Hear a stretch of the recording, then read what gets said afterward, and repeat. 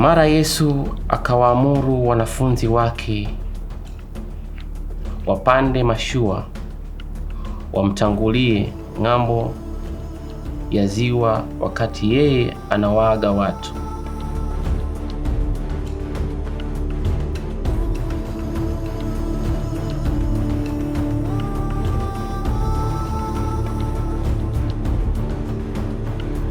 Baada ya kuwaaga, alipanda mlimani peke yake kusali.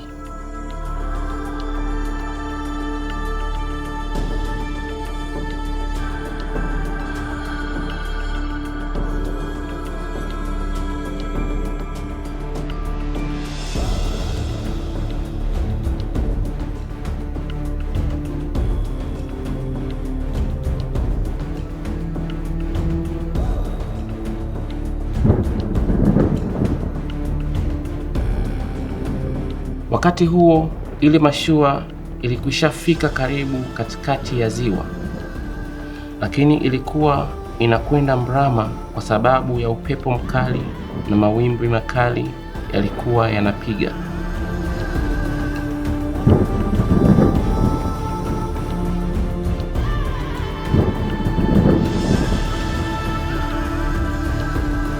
Usiku, karibu na mapambazuko, Yesu aliwaendea wanafunzi wake akitembea juu ya maji.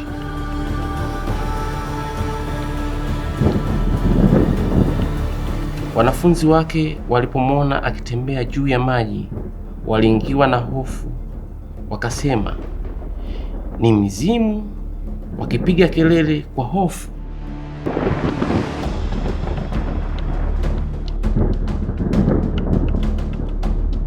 Mara Yesu akasema nao, "Tulieni, ni mimi, msiogope." Petro akamwambia, "Bwana, ikiwa ni wewe kweli, niamuru nitembee juu ya maji nije kwako." Yesu akasema, "Haya, njoo."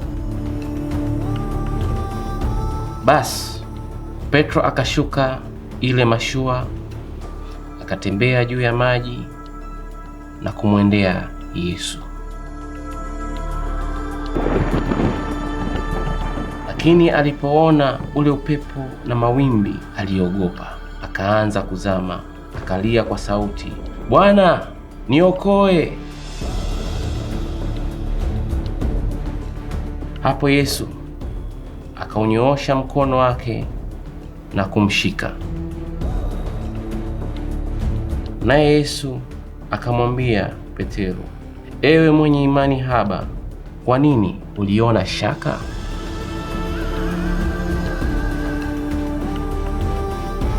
Basi wakapanda mashua na upepo na mawimbi yakatulia.